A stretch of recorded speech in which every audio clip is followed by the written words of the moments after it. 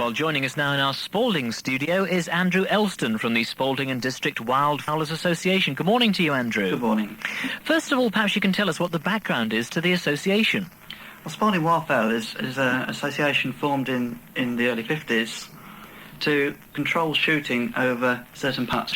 It is one of 9 clubs managing shooting in certain parts of the marshes of the Wash, which is a very important conservation area as well. Before the association was set up then, were people just sort of wandering around shooting willy-nilly, so to speak? In a sense, yes. It was largely uncontrolled, which is obviously a bad thing for the birds and a bad thing for the sport of wildfowling. We are affiliated to a national organisation called the British Association for Shooting and Conservation, and the two things go side by side. Now, some people would think there's a bit of a conflict of interest there, so how do you actually keep that balance between the shooting and conservation? Well, it's a very, very simple balance in that without one, there isn't the other. Shooting in virtually all forms involves conservation through habitat management, usually. We ensure that shooting is done in a responsible way, and also at the same time observe the areas around the Wash. For example, maintaining unshot refuge area, which is the mudflats. This in fact deprives our members of the largest part of our shooting rights. The mudflats are a very important area for roosting and feeding birds, and by ensuring this area isn't shot, it maintains a large refuge for those birds.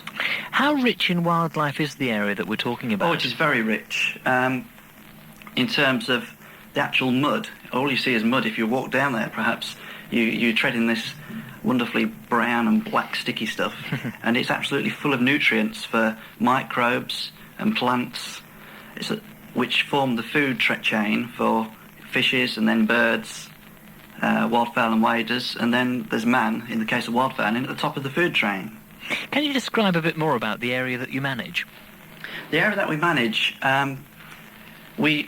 we do in cooperation with other clubs. We shoot each other's marshes.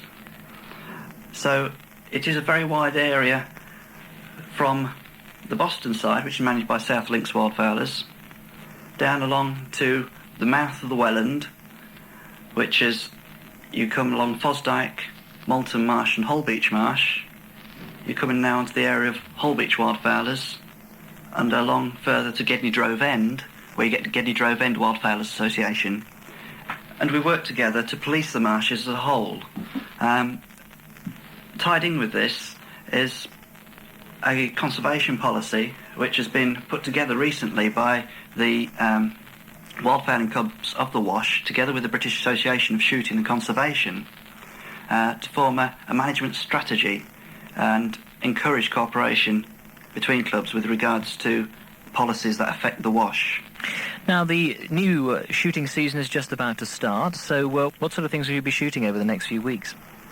It's very unlikely that many ducks will be shot early in the season.